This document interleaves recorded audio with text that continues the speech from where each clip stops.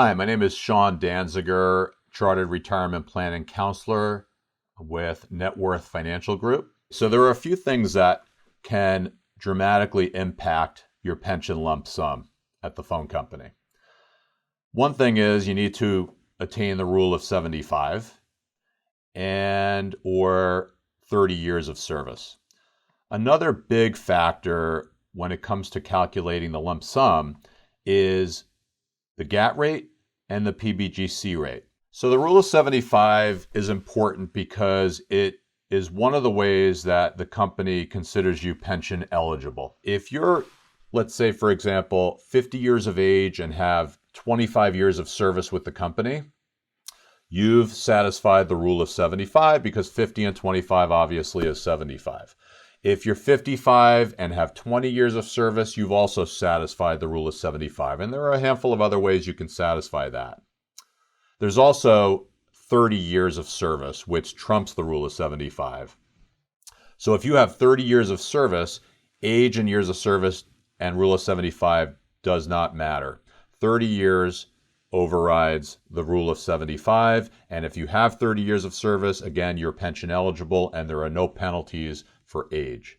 When we talk about the GAT rate, GAT stands for General Agreement on Trade and Tariffs, and PBGC stands for Pension Benefit Guaranty Corporation. Now, that's not important to understand what it stands for, but we refer to the GAT and PBGC rates because it's so important in calculating your lump sum.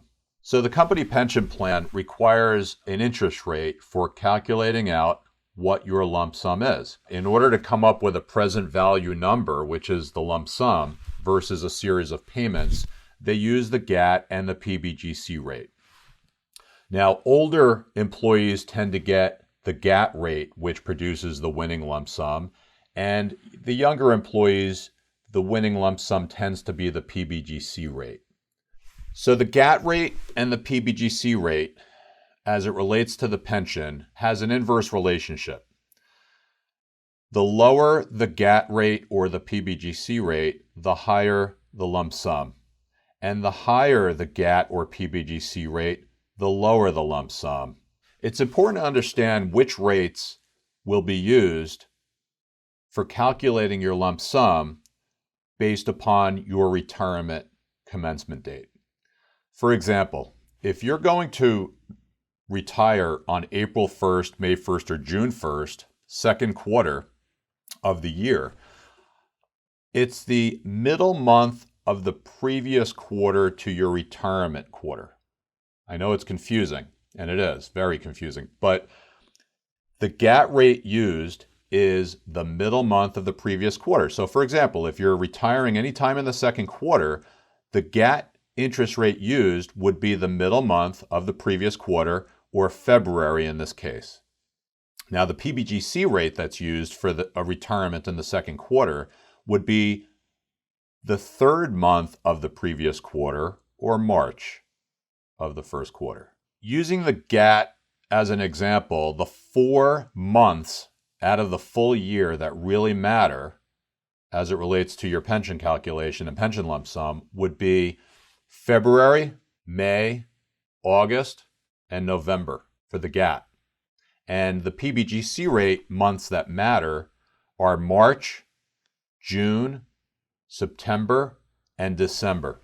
So one of the things that I pride myself on as a financial advisor, 30 years in the business, is I've been working with phone company employees for the majority of that time, and I've gotten to know the pension plan as well as their other benefits very well over those years, and I've helped many, many, many people retire from the phone company successfully. Because I specialize in understanding your pension and benefits, I find that most advisors out there who don't fully understand some of these things we've been talking about regarding the pension don't really know how to advise you, the employee of the phone company, properly.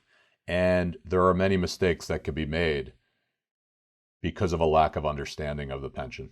To give you an example of how that could be a problem, using an advisor who is not as familiar with the pension and how the pension gets calculated, to a lump sum. If you are, for example, going out in the second quarter, and we're here today on March 5th, right, in the first quarter still, and you tell me that you're talking to another advisor and you're going out April 1st, and I tell you, well, wait a second, the interest rate that would be used would be the GAT rate in your case, and the GAT rate was lower in November of last year, the previous quarter to now. If you don't take advantage of that and go out before the second quarter, you are going to get less of a lump sum benefit.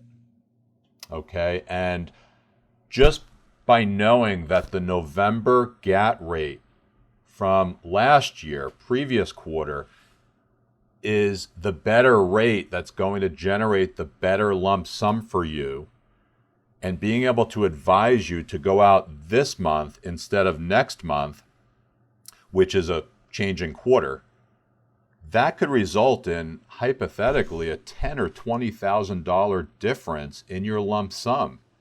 And if you're going to go with somebody who doesn't fully understand the relationship of the interest rate and the pension calculation and the rule of 75 and all the other factors that go into calculating your lump sum, you could end up getting, like I said, $10,000 or $20,000 less and never even realize it.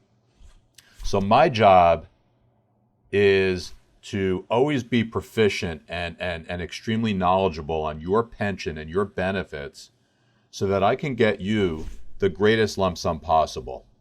And if I could do that, I've added value. So if you want to learn more and tap into my knowledge on your benefits, your pension, and if you can benefit from some advice, feel free to reach out. You can reach me at 201-746-9180. Thanks for listening to this video, and I hope you gain some insight to the importance of understanding how your pension works and understanding the importance of working with an advisor who does as well.